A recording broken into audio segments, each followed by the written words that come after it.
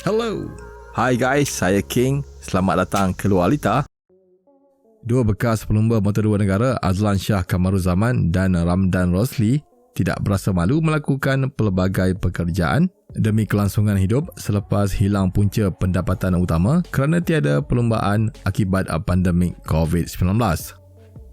Mereka tidak kisah buat kerja seperti menyelenggara mesin kilang, membungkus barangan di kilang, memasang wallpaper atau kertas dinding rumah dan juga mencuci kenderaan, asalkan boleh menambah pendapatan.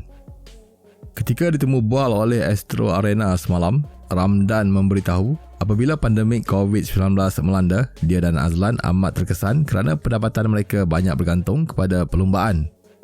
Jadi Ramdan mengajak Azlan untuk cuba mencari apa saja pekerjaan termasuk yang tidak pernah dibuat sebelum ini, asalkan dapat mendatangkan pendapatan. Menurut Ramdan, dia banyak mencari peluang pekerjaan menerusi Facebook dan boleh dikatakan hampir setiap hari ada sahaja temenduga dihadiri mereka. Bila ada pandemik COVID-19 ni, memang kita orang sebagai SC Racer memang agak, orang cakap, struggle untuk survive sebab kita orang punya pendapatan memang 100% tertumpu sepenuhnya pada race lah. So bila adanya pandemik COVID-19 ni, kita memang hilang langsung sumber pendapatan dan secara tidak langsung saya pun memang kena survive lah untuk macam mana nak teruskan hidup ni. Kena cari kerja. Memang saya tanam dalam diri saya, memang saya tak perlu malu untuk cari kerja walau kerja apa pun. So macam Abang Lan memang kawan baik saya. Jadi saya memang faham macam stres lah macam kita orang. Sebab kita tahu memang bila kita nak survive ni perlu ada duit untuk teruskan nak cari makan dan seterusnya. Kita ada keperluan yang perlu dibayar. Jadi saya dengan Abang Lan ni, saya ajak dia kerja. Kita try lah bang kan, cari kerja apa yang kita boleh buat. So daripada situ lah mulanya kita orang untuk try lah macam cakap kerja dalam bidang yang tak pernah kita orang buat langsung. Sebenarnya saya banyak survey macam peluang pekerjaan ni banyak dalam Facebook lah kan. Bila tak ada semua pendapatan ni, memang kita orang macam selalu main game malam. Kita orang selalu bercerita, bang, kita tak ada race ni, kita tak ada gaji, macam mana kita punya next month nak bayar bulan-bulanan ni kan. Saya pun bercakap dengan Abang Lan, bang, kita tak boleh duduk diam, kita kena cari kerja juga, macam mana pun, apa kerja pun kita buat. So Abang Lan pun bagi sokongan, okay, balon. So daripada situ saya pun cari tengok dekat Facebook kan, daripada kerja factory yang buat repacking dan juga ada yang maintenance, ada juga yang daripada kedai yang offer untuk pasang wallpaper macam Abang Lan cakap tadi. So kita orang pergi semua interview. So macam hari ni pun kita orang mesti ada interview job yang lain. So kita orang cuba je lah mana yang ada. Kawas. Kawas pun kita orang try. So macam kita orang mula yang sangat rapat tu bila satu team lah dalam team 3KR. So daripada situ kita punya relationship tu, orang cakap daripada pergi race memang rapat lah. Selalu tidur satu bilik sebelum pergi race semua. Jadi daripada situ relationship kita orang memang sangat rapat dan bila jadi benda macam ni, macam kita orang nak cari kerja ni, memang kita fikir benda ni sama-sama lah. Macam Balan dia ada keperluan yang nak perlu bayar, macam saya pun ada. Jadi bila dari situ kita orang fikir macam tak boleh duduk senang, memang kita tetap memang nak kena cari satu kerja dan macam mana kita nak buat nak kembalikan balik kita punya pendapatan bulanan untuk kita survive untuk next. Ketika ditanya oleh wartawan Astro Arena tentang harapannya pada tahun ini, Ramdan memberitahu dia harap dapat kembali berlumba walaupun belum ada kepastian.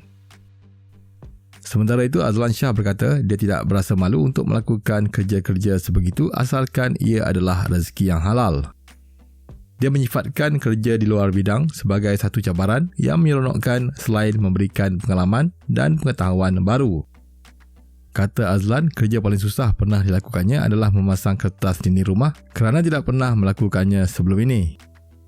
Azlan berkata dia pun pening memikirkan perniagaan apa yang boleh dilakukan kerana banyak perniagaan menghadapi kesulitan dalam situasi sekarang. Kita buat apa maintenance, kita buat delivery, kita buat COD. So macam-macam. Bagi saya apa benda yang saya buat tu saya belajar, and apa untuk meneruskan hidup lah. Bagi saya kita buat apa nak malu, sebab tu apa kerja lah.